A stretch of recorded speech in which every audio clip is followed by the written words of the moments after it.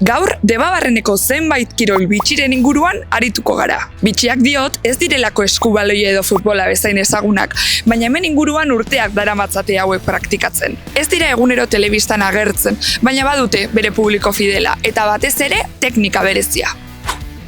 Eta gaur ez gara bakarrik hitz egitera etorri. Elkarrezketak ere egingo ditugu bai. Eta posible bada edo aukera baldin badago, nik ere probatuko dut. Ea nola aritzen naizen. Herriko adituek erakutsiko didate nola egiten den, eta ni, duintasunez egiten saiatuko naiz. Kirola serioa izan daiteke, baina ondo pasatzeko ere bada. Goazen! Irutxirloa Euskal Herriko herri kirol bat da. Batez ere Bizkaian sustraitua eta ezaguna Zierbena inguruan. Izena ez da metafora bat, 3 txirlo dira, 3 bolo eta kitxo. Gaur egun federatuta dagoen kirol bat da, eta txapelketak ere antolatzen dira. Hedabideetan naiz eta ez duen oihartzun handirik, bizirik dagoen kirol bat da, eta Debabarreneko zenbat herrietan ere aritzen dira.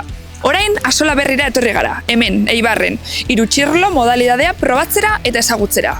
Gari eta Bittorrekin egongo gara, ea zer kontatzen diguten. Eta zergatik dia 3 txirloak, zergatik modalidade hau? Guk hau modalidade hau ikasi genduan gure aitak eta aitzitzak eta jolaste eben. Eta ni, por ejemplo, zinintzen nire aitari laguntzen postuten egala, lagun baten merendero batera, eta antxe ikasi neban, antxe sartu ez da nire aitak benenu hori odolian, da hame jarraitzen dut. Oso, no? Bale. Eta zenba pertsona elkartu zeate, zenba zeate guztira? Normalian txapelketetan izaten dira 60-tik, 80 eta piku tarte hortan. Batzutara gehiago juten dira, beste batzutara gutxio. Bale, neskak ere badaude? Bai, nengo urtietan nahiko da, emakumeen zenbakitza edo kopurua. Eta guztira ibiliko die, 15-16 bat kalkulatzot ibiliko diela. Federauta eta txapelketan puntuatzen. Nola esplikatuko zenuke zer dan 3 txirlo jolasa, zertan datzan? Zertan datzan, ez dakit, esango nuke antzinako itxura, jolas bat dela. Eta bere zera da, beti dago 21 metroko pista baten, 2 metroko egur badago, gero dare beste 19 metroko kanala. Da boliak normalian, negurrian jo behar da lehenengo golpian, kanaletikan jun, eta puntan daren 3 txirlo goieri, horrek bota edo takotiketara bintzat. Badago trukoren bat, praktikatzia, esperientzia, esango zenuke? Turkorik ez, pasatzen dena da, bolatoki guztia dira ez, haura dake bere estasuna, batzuk dira errezaguak, beste batzuk zailaguak, hemen momentuan dago bastante zaila, eta gero badaoz efektuak eta moteko nola kolokau bolari bakoitzean, gero norbera dakaz turko gehiago batzuk jartzen dira gora txua, beste batzuk bera txua, horrek efektu dake hauran izenak, bata da gaijana, hori da goruz joateko eta goixan ez joteko da aguantatzeko aurreruz. Gero azpijana, esateakona azpijana kontrakua, beruz joaten danean buelti hartzeko eta goruz joateko, baina horrek denporiak ikasten dira eta oso zaila izaten da, baina azkenean ikasitzen dira. Hauek izan dira azalpenak, orain aber erakusten diaten eta ea zer moduz ibiltzen naizen. Gari, ja berotzen hasi biagera, ni ja prestauko naiz, txaketa gabe. A ber! Kontua da, bolia zentzu honetan hartzia, zuk eskua zabalik dakazula, lehenengo golpia egurrian jo, eta kanal ontatikan aurrerain, eta alik eta txirlo gehien botatzia. Hortan datza. Errexa bateo. Ikusiko dugu, orduan. Bale. Hola koloka biot bola.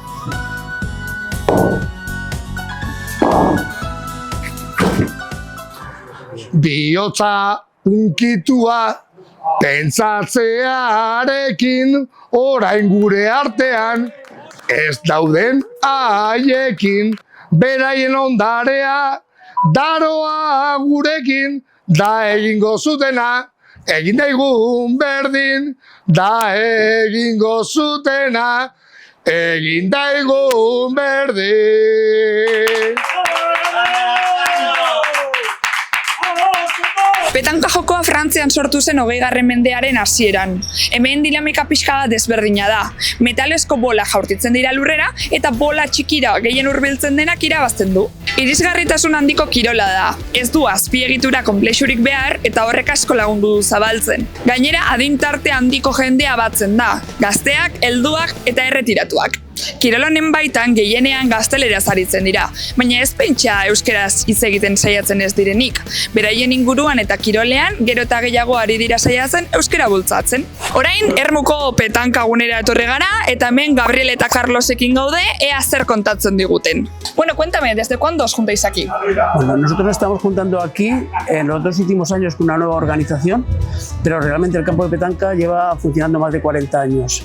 Fue construido por la gente, por los jubilados, que hicieron una obra de ingeniería y bueno, pues ahora lo que hemos hecho en una nueva organización es darle un impulso más, incluyendo y haciendo organización de campeonatos, no oficialmente, pero campeonatos y organización de partidas de tal forma que haya mucha más gente que se mueva de dentro del Jubileche afuera y realmente pues se haya creado unas expectativas que son muy bonitas y siempre hay mucha gente alrededor de lo que es el campo de petanca. ¿Cuántas personas hay en total y cuántas os juntáis? En el club estaremos unos 170 personas y nos solemos juntar cuando hay campeonatos, pues solemos hacer 3 partidos a la mañana y 3 partidos a la tarde.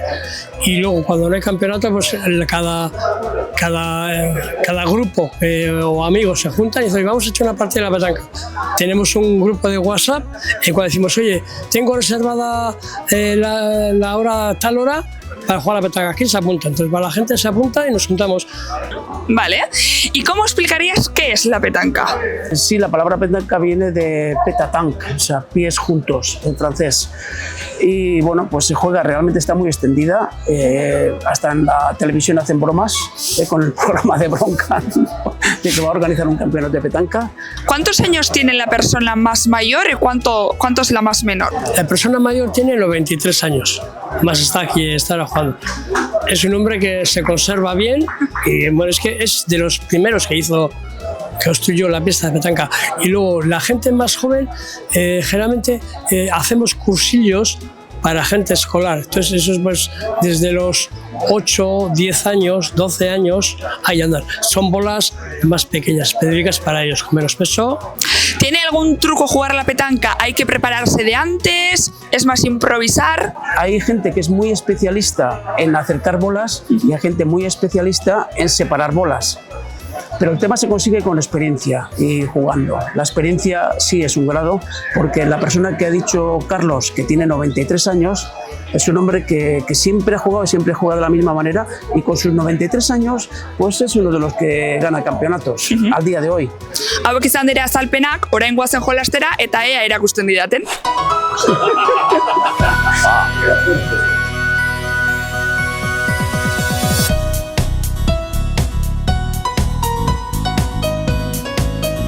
Esplikatu didate ni jarraitu erretela botatzen urrutien dazkatelakonik biak oraindik. Venga.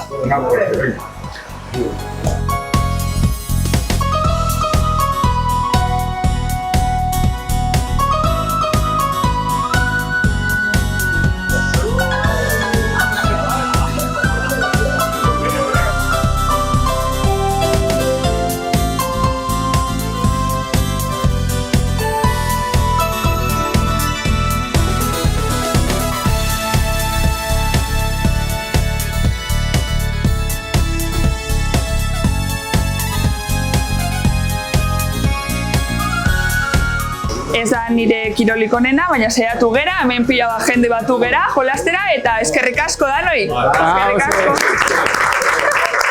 Molki jokoa edo bola finlandesa, Finlandian sortutako kanpoko jokoa da.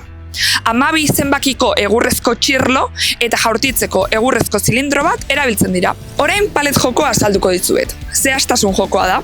Helburua da metalezko diskoak, hau da paletak, ahalik eta hurbilen jaurtitzea bolinera. Partida irabazten du aldez aurretik adostutako puntuetara iristen dena. Banakakoan 13 puntutara eta taldekoan 21 batera.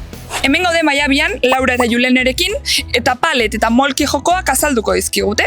Bueno, eta zertan datza molkiak? Bale, molkia die bolo finlandarrak, eta dekosuz 10 edo 12 bolo, eta ipintzezuz bertan, eta botatzezu egurrezko makil bat potolo hau badana, eta bota biozu, eta botatzezuz kantidade, botaldozu edo bat, edo kantidade bat. Kantidadie botatzen badozu, kontatzen dozuz horrek, bost botatzen badozuz, bost. Baina bolo bat 12 emakizeaz botatzen badozu, 12 kontatzen dozu. Eta horita gero doiez zutik ipintzen jausten dien lekuetan. Eta hori, gero puntu gehiago doiezena lortzen, irabazten dago. Eta bestaldetik paleta dakagu. Zer da paleta? Ipintzen da lurzoruen gursati bat, eta ipintzen da dado modu bat, botatzen dugu gutako bat paletara, eta gero partaide bakoitzak boten zaio dado moduko bat, eta botabida daduen inguruen. Eta gehien urbiltzen dana irabazten dago. Kirol asko daude munduan, eta hemen igual ohikoenak dira eskubaloia, futbola, saskibaloia. Zergatik aukeratzen dituzue beste hauek, igual munduko beste kirol hauek? Guk berez jolas hauek egiten dugu zela batez be umiekin, eta saiatzen ga inobatzen. Igual saskibaloia baina igual aldatzen zozer, eta gero probatzeguz beste batzuk egizezan, improvisatzen goiez. Uste dezu jolas hauek aberasgarriagoak diala umeentzak, gustatzen zaie, nola hartzen dituzte beraiek? Umie juten die superposik, iten dugu superigandeak, eta superigandetan iten dugu jolas horrek, eta juten die superposik, eta diez ikusten ez duten jolasak, orduen juten die posik. Hauek izan dira azalpenak, orain jolasak erakutsiko dizkiate, eta ea zer lan egiten dudan.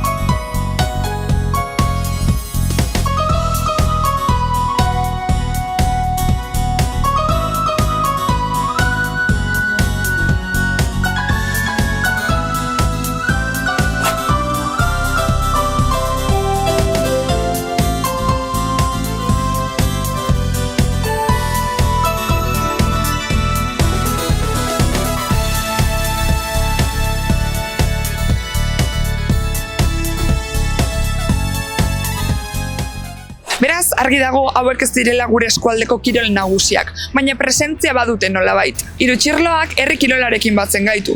Petanka kanpotikan etorrita badago ere badu tokia gurean. Eta paleta eta moskia ere praktikatzen da noizean behin. Honek erakusten du, kirol txiki hauek ere badutela tokia gure egunerokoan. Tradizioa, aisialdia eta lagun artea uztartzen dituzte. Mila esker horregoteagatik. Hau izan da dana gaurkoz. Espero dut zerbait berria ikasi duzuela. Ni behintzat saiatu nahi zerbait erakusten. Ez dakit oso ondo egin dudan. Baina, badakizue bitartean sartu eta kitxo.eusen eta juskusiatu gure sare sozialak. Aio!